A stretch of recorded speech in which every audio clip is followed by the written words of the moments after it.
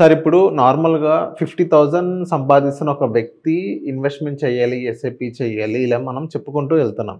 So, కానీ ఏ ఏజ్‌లో అనేది స్టార్ట్ చేయాలనేది ఎవరు సరిగ్గా చెప్పని పరిస్థితి. మీరు చెప్పండి ఏ ఏజ్‌లో ఇన్వెస్ట్‌మెంట్ స్టార్ట్ చేయాలంటారు? ఇన్వెస్ట్‌మెంట్ అనే కాదండి. ఏ నిర్ణయం అయినా మనం తీసుకోవాలంటే, మనం వెనక్కి తిరిగి చూసినప్పుడు మనం రిగ్రెట్స్ అంటే పశ్చాత్తాపపడకూడదు. ప్రజలకి 2 దారులుంటాయండి. ఒకటి అందరూ వెళ్ళే దారి. ఈ అందరూ వెళ్ళే దారి ఈజీగా ఉంటుంది. అది ఇన్వెస్ట్‌మెంట్ కావచ్చు, ఇంకోటి కావచ్చు. ఇంకొకటి హార్డ్ పాత్ కష్టంగా ఉండే దారి.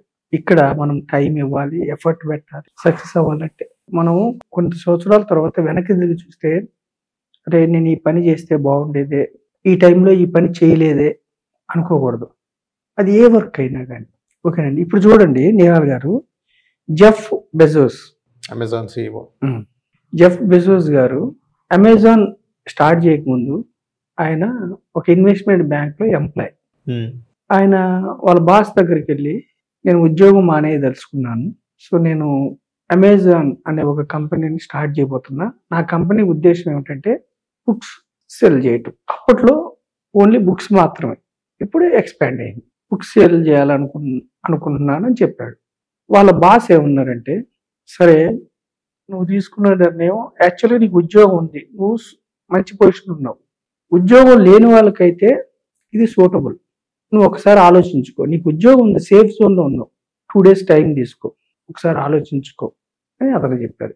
2 days తర్వాత అతను ఏం చెప్పాడంటే, అతను ఆలోచించుకొని నేను 80 years వచ్చే వరకు నేను వెనక్కి తిరిగి చూస్తే నేను తప్పు చేశాను, పశ్చాత్తాపం ఉండకూడదు అని నిర్ణయించుకొని చెప్పేశాడు, నేను I will start my company.